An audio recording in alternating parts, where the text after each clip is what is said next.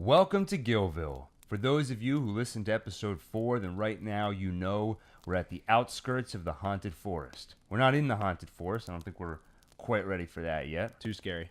And for those of you that are new here, watch the Welcome to Gilville video introduction. It'll tell you everything you need to know. But right now we're at the campfire. And Adam, what do you do at a campfire? Well, you roast marshmallows, talk about life, and maybe if you're ready for it, you tell a spooky story. That's right. In Gilville, typically we keep things light and happy, but when we go to the haunted forest, things get a little spooky, they get a little scarier. Now, I didn't really know any scary stories off the top of my head, so I went over to the Gilville University, the only place in Gilville where you can get Wi-Fi, and I went on to the No Sleep subreddit, and I found a story here, which I thought I could read to you, Adam, over our wonderful campfire here. All right, let's do it. All right, get ready for a bone-chilling tale titled, My Brother Thinks He Has a Podcast. My older brother and I have been obsessed with podcasts for years, and for the longest time, we've talked about starting our own. So I was psyched when he told me that he finally did it. He bought a mic and actually sat down to record a podcast. Not only that, but he apparently had a sizable audience too. Why didn't you tell me you were doing this? I asked him over the phone. Gil laughed and replied, Honestly, I was embarrassed. Didn't want to tell anyone until I was sure I actually made something people liked. Well, what's it called? How do I find it? I asked eagerly. Gil laughed again. I think he still felt self-conscious about the whole thing. It's called Gilville. I know, it's a ridiculous name.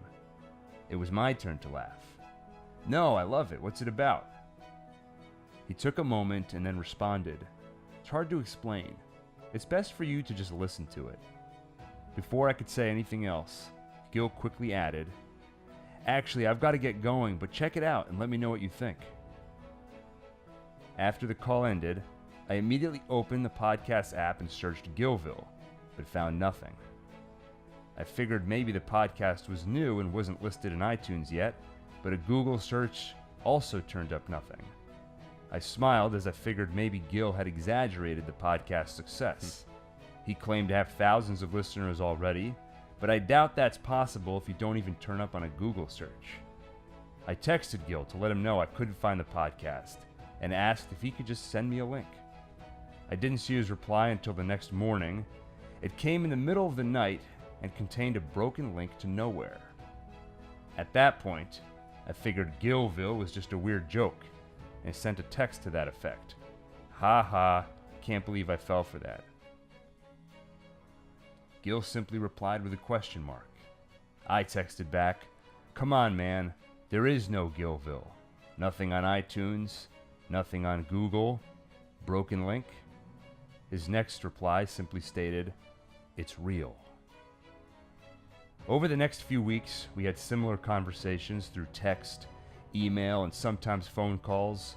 Over that time, I went from thinking it was just a joke to being annoyed that the joke wouldn't stop, and finally I accepted there was no joke. He was suffering from a delusion. The word delusion turned to my stomach the moment I thought it and knew it was true. What do you do with someone like that? Do I call someone? I decided to try confronting him again, but in person this time. So I canceled the plans I'd made for that weekend and told Gil I was coming to visit. When I went to New York Friday night, things were totally normal. We caught up, had a great time, and neither one of us brought up the podcast.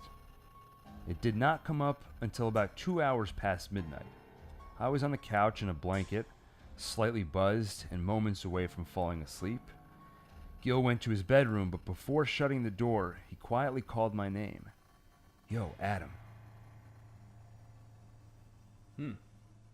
I responded, matching his quiet tone. What's up? Gil answered, I'm going to be recording the next episode of Gilville tomorrow at like 8 a.m. So if you wake up around then, just try not to make too much noise or anything. Thanks. Then he shut the door. That reminder of my visit's purpose woke me up. I had to be awake by 8 a.m. to see what Gil would do at that time. There was no podcast named Gilville. I was certain of that. So what would Gil do during the time he thought he was recording? I entertained the idea that maybe I'd wake up and hear the legitimate recording of a podcast. I almost laughed at the thought. Maybe Gil really had a podcast, but was so technologically unaware he couldn't get the recording to work or didn't know how to upload it properly. That, of course, didn't add up. He truly believed that his podcast was online, available, and downloaded by thousands. I had to wake up before 8 a.m., but me being so tired and it being so late, I'd probably oversleep. So I set an alarm for 7:30 a.m. and set it to only vibrate, not ring. Then I stuck the phone under my pillow so it would wake me up without Gil hearing an alarm go off. I woke up as planned. I stayed under my blanket and kept my eyes closed. I figured I'd wait there until he started recording. I was afraid if he knew I was awake, it might affect his behavior in some way, or he might decide to record later. A few minutes later, I heard Gil's door open. I quickly shut my eyes and pretended to be asleep. I heard him walk past the couch and then heard the bathroom door shut. I was tempted to quickly run into his room and check things out before he came back, but that would be too risky. I at least opened my eyes, and with his bedroom door left open, I was able to make out what looked like a microphone. It was on the floor next to a pair of headphones. At the sound of a flush, I shut my eyes again and waited to hear Gil return to his bedroom. Once I heard the door shut, I checked the time on my phone. 7:40 a.m., just 20 more minutes. A few minutes after 8, the podcast began.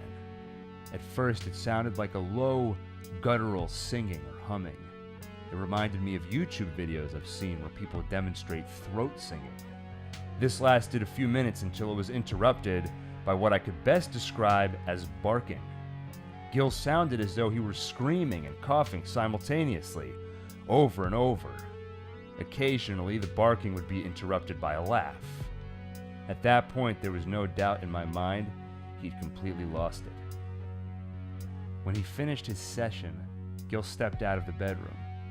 He saw the look of concern on my face and asked if everything was all right. I lied and said yes. His next question caught me off guard. "Do you want to be a guest on the show tomorrow?" My first instinct was to tell him no, and tell him that I had to leave New York sooner than expected. However, I thought maybe being that close to him during the recording itself, I could somehow shatter the delusion, or put a dent in it at least. I answered him, "Sure." Gil smiled and said, "Great. It's going to be a good one tomorrow. We're doing a call-in show. You'll have a chance to actually meet some of the listeners." That gave me a chill. Was he hearing voices too? What were they telling him? With a forced smile, I told him, "Sounds great." Strangely, the rest of the day was normal. There was little mention of the podcast. It was near impossible to fall asleep that night, and once I did, it was only for a short while. At about 3 a.m., Gil shook me awake. Once he saw my eyes were open and that he had my attention, he simply said, "It's time." Too tired and too uneasy to question the insanely early start, I followed him into the bedroom.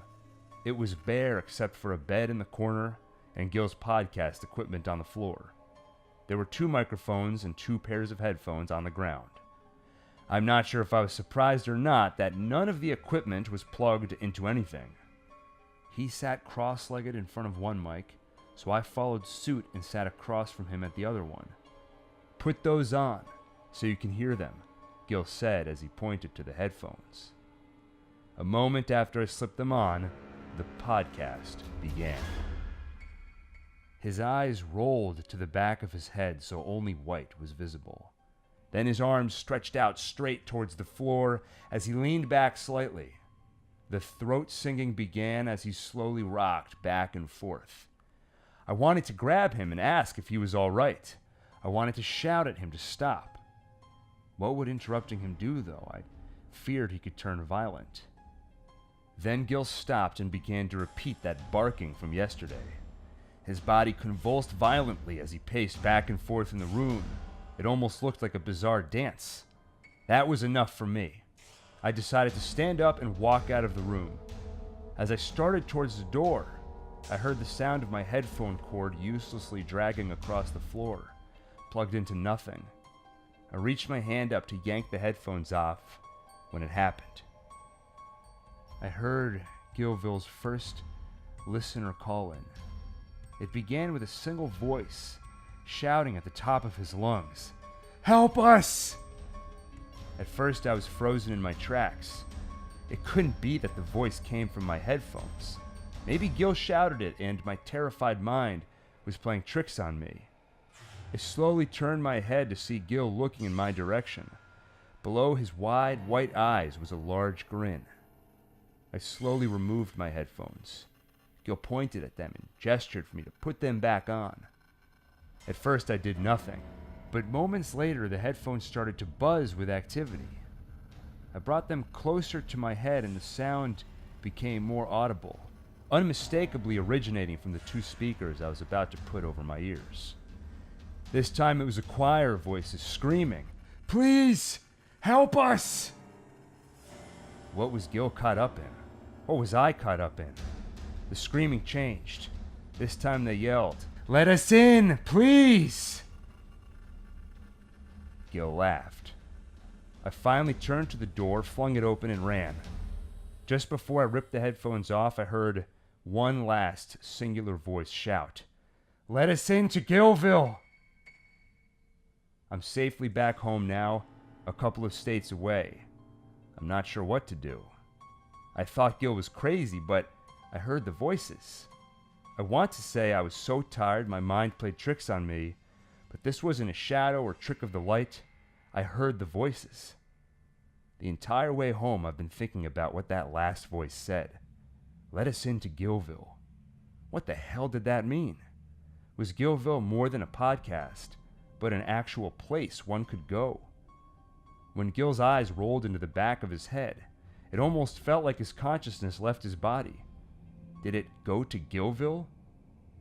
Will I go there someday too? I don't understand. What is this story? Adam, did you write this?